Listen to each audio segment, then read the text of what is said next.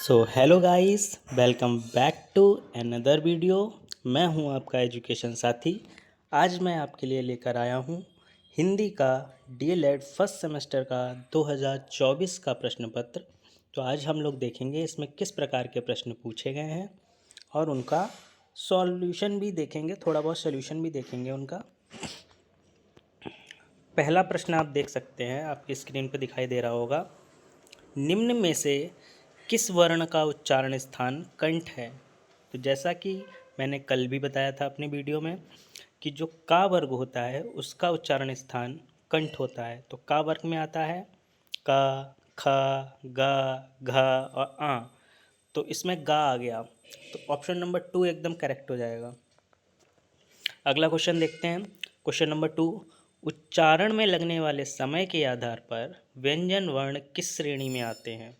तो जैसा आपने स्वरों में पढ़ा होगा कि स्वर एक मात्रिक होते हैं, द्विमात्रिक होते हैं, त्रिमात्रिक होते हैं, लेकिन जो व्यंजन वर्ण होते हैं वो अर्धमात्रिक होते हैं। कौन से होते हैं? अर्धमात्रिक। तो ऑप्शन नंबर 4 एकदम करेक्ट हो जाएगा। अधोलिखित में से अविकारी शब्द कहलाते हैं। अविकारी शब्द वो होते हैं जिनमें किसी से भी प्रकार से परिवर्तन ना किया जा सके। तो वो होते हैं क्रिया विशेषण। क्रिया विशेषण में किसी भी प्रकार से परिवर्तन नहीं किया जा सकता है। तो ये होते हैं अविकारी शब्द, मतलब जिनको अर्थ को बदला ना जा सके आगे पीछे कुछ भी लगाकर। क्वेश्चन नंबर 4 देखते हैं। क्वेश्चन नंबर 4 है, निम्न में से किस शब्द की वर्तनी शुद्ध है? तो इसमें देखिए आप ऑप्शन नंबर 2 में जो मस्तिष्क लिखा हुआ है वो एकदम करेक्ट है। हिंदी वर्णमाला में अर्ध स्वर के अंतर्गत आने वाले वर्ण हैं। ये क्वेश्चन हम 2023 वाले प्रश्न पत्र में भी सॉल्व कर चुके हैं और ये देखिए दोबारा से 2024 में रिपीट कर गया। तो इससे ये पता चल रहा है कि क्वेश्चन कितनी बार रिपीट हो रहे हैं। तो ये होता है या और वाह। या और वाह को अर्ध स्वर भी कहा जाता है।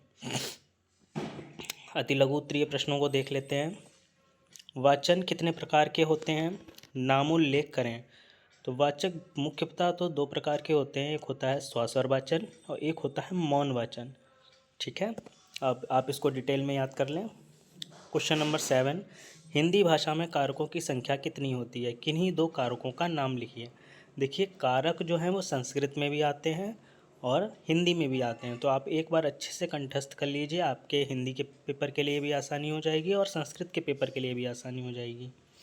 इनके चिन्ह भी होते हैं, पहचान चिन्ह, जैसे कर्ता ने कर्म को करण से के लिए, ठीक है, संप्रदान को के लिए, इस तरीके से ये होते हैं। आप अच्छे से याद कर लें इनको। Question number 7।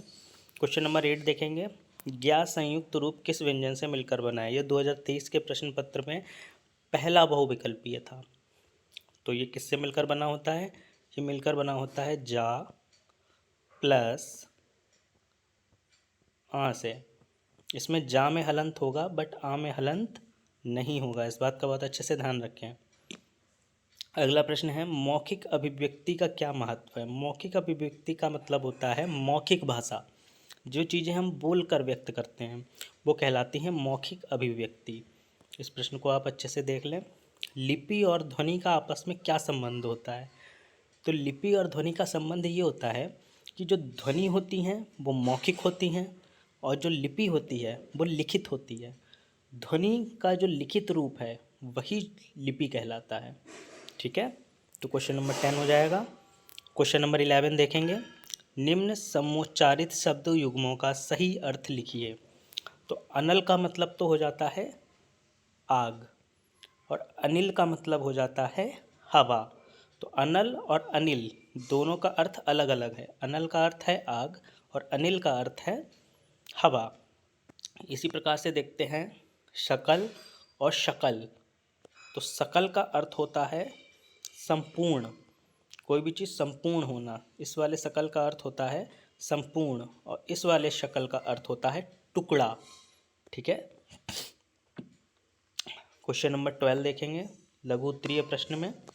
वन और पर्वत शब्द के 5 पर्यायवाची लिखिए। तो वन के आप बहुत सारे पर्यायवाची लिख सकते हैं। वन का जंगल लिख सकते हैं, कानन लिख सकते हैं, अरण्य लिख सकते हैं। पर्वत के लिए भी आपके बहुत सारे हैं, गिरी लिख सकते हैं, धौलगिरी लिख सकते हैं। ठीक है, क्वेश्चन नंबर 12 हो जाएगा। क्वेश्चन नंबर 13, प्रारंभिक स्तर पर लेखन सिखाने की विधियाँ बताइए। तो प्रारंभिक स्तर पर बहुत सारी विधियाँ आती हैं, पेस्टोलॉजी विधि आती है, मोंटेसरी विधि आती है, अनुकरण विधि आती है, ठीक है। वाक्य के आवश्यक गुण कौन कौन से हैं? वाक्य का सबसे आवश्यक गुण तो ये है कि वाक्य में हमारे भाव प्रकट होने चाहिए कि हम क्या भाव प्रकट करना चाह रहे हैं, हम क्या बताना चाह रहे हैं। वाक्य में प्रयुक्त शब्दों का अर्थ होना चाहिए, ठीक है। वर्णों का उच्चारण करते समय हमें कौन कौन सी सावधानी रखनी चाहिए? वर्णों के उच्चारण के समय हमें वर्णों का उच्चारण एकदम स्पष्ट करना है। कंठ, तालु, मूर्धा का अच्छे प्रकार से प्रयोग करना है, ठीक है।